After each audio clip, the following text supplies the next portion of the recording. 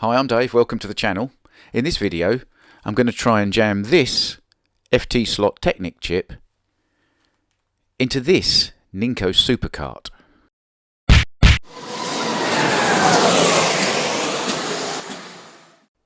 I picked this car up recently on eBay second hand for really not very much at all.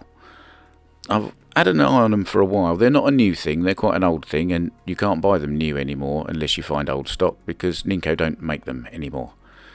But they've always looked like they might be a bit of fun, and I've always wondered about them. And I saw some on a table at UK Slot Fest, and when I went back the second time to try and buy them, somebody had already got them. But I've got one now.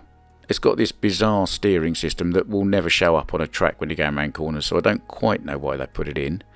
But I think we can probably use that piece there to fit in the infrared LED that's needed for the Carrera digital system. I'm going to try and put this FT Slot Technic SCD 1044 chip in, but people have said you can't chip them because there's nowhere to put a chip. And I was looking at it, and I don't think it'll go there. I don't think it'll go under the driver. There's not a lot of places, fair enough, that you could hide the chip away. And then I started looking at the back, and I thought, oh, I wonder. I think that chip will go in there, but you can't fit it in at the moment because the way the wires are soldered on. But if I took the wires off and soldered them on the other way round so they went inboard of the chip rather than outboard of the chip like they are now, I think there might just about be room to squeeze that chip in there. So that's the plan in this video. Somebody told me you can't chip these things, so as you know, I have a problem with authority and people telling me what to do, so I'm going to have a go and we'll see what happens.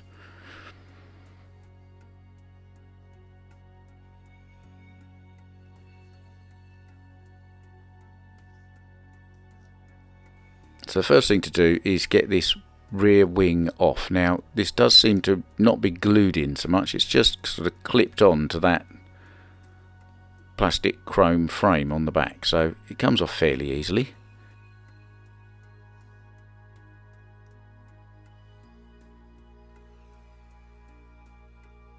It does look a bit strange with no rear wing on it. What we will also do here is I'm going to undo this middle screw and remove the driver and his seat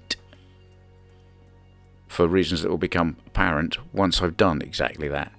Now, the easiest thing to do here is lift the driver up and remove the seat first. It gives you a lot more room to kind of manoeuvre the driver out round the steering column and everything. It can be a bit fiddly getting that in and out. I did think about trying to hollow out the back of the driver and fit the chip in there, but I just don't think there's quite the space. So I abandoned that idea. Now in there you can see, having got rid of the driver, we can get to the motor, which we need to do because we're going to need to solder some wires onto it. And that kind of fake engine cover thing just unclips. The whole lot of this just kind of clips together. And just check again, I think the chip will fit.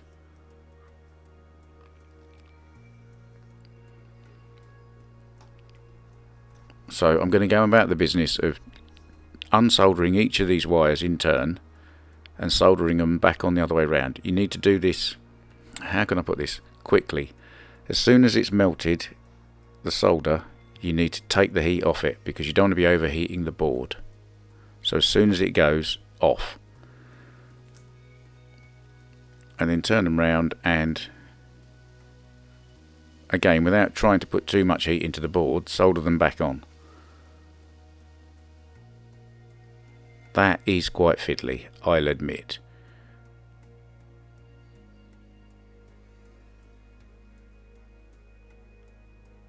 Especially this one, because everything kept moving about. Really should have put some weight on it to hold it still. But I did get there in the end.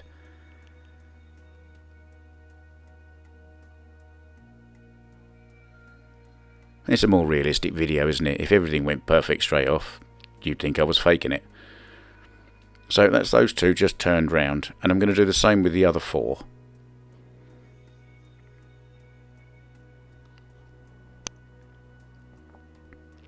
So there they are, swapped over. I've put some longer wires on the ones that go to the pickup, and I've detached for the moment the LED and just replaced it with a pair of red and black wires. In fact, the wires I took off, the ones that go to the pickup.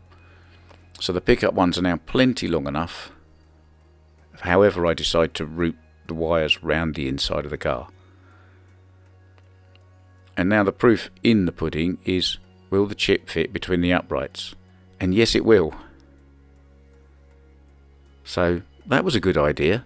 That was lucky. I mean, it's almost like that was designed for that, but it wasn't, obviously, because these things were designed many years apart.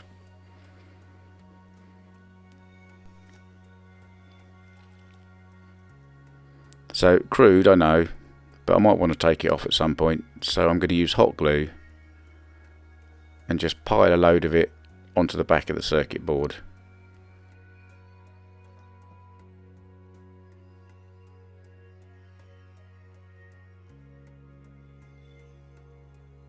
And then just squish it on there and wait for it to dry. Shouldn't move.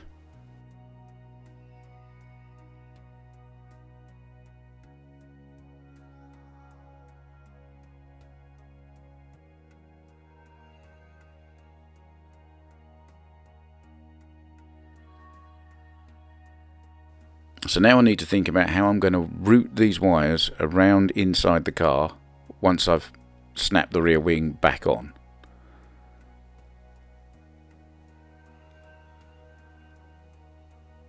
And the chip, yeah, it's under there. It could be straighter, but you can't really see it, which is the whole point after all.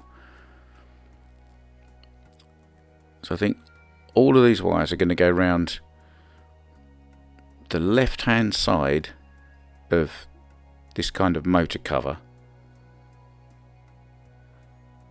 and then I'll probably hot glue those down. Might heat shrink some of them together just to tidy them up a little bit. There we are. And those two wires that were for the sensor, I've joined with the wires from the sensor, so I just needed to extend that wire by a centimetre, maybe a centimetre and a half. So that's what I've done, and I've hot glued everything in, and I've run the wires round to the pickup, and I've hot glued in the little holder for the infrared LED, and hopefully when I've put the driver back in, see, I told you that was fiddly.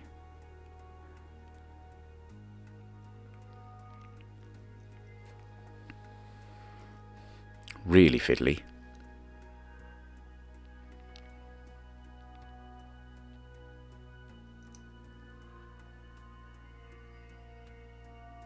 And then, counterintuitive as it is, put the seat in after the driver, and then we'll screw it up, and there we are. I think that's probably as well hidden as you're going to be able to make it. Yes, you can see a few wires at the back, and yes, you can see the end of the chip underneath the wing, but what can you do? Looks good to me. So proof of the pudding, of course, is to put it on the track and try it. And as you can see, it works, and it changes lanes. There we are. Obviously, it's an old slot car. It's not going to handle brilliantly because it's got old tyres, and I mean, it's quite top heavy, and I mean, just look at it. Big car, tiny wheels. So it's not going to set the track alight by any stretch of the imagination, but it is going to be quite a lot of fun. This car fits into the same kind of category as the Pioneer Legends. It's a novelty, but it is really good fun. I think I'm going to have to get some more of these and then get my mates round. Can you imagine 4 or 6 of these running digital? Be chaos, wouldn't it?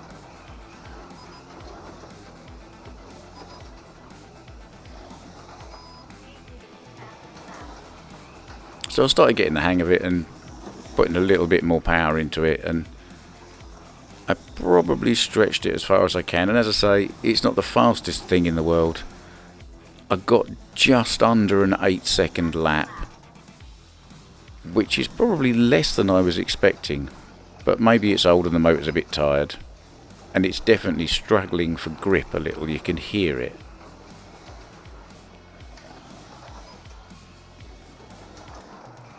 But it's a lot of fun, and it was cheap, and I've managed to achieve something that some people said was impossible. So I'm feeling quite pleased with myself at this point, it has to be said.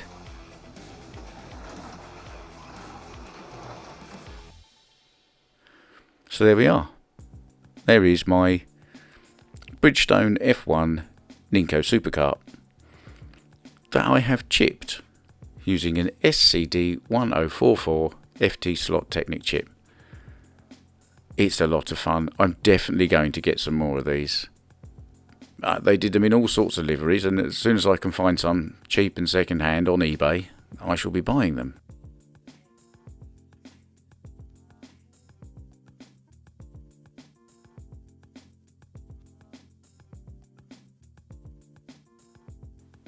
As always, thanks for watching one of my videos. If you liked it, you will find a button specifically for that. If you subscribe to the channel, that really does help, and if you hit the bell, you'll get a notification the next time I post a video. And of course, check out this slot car channel.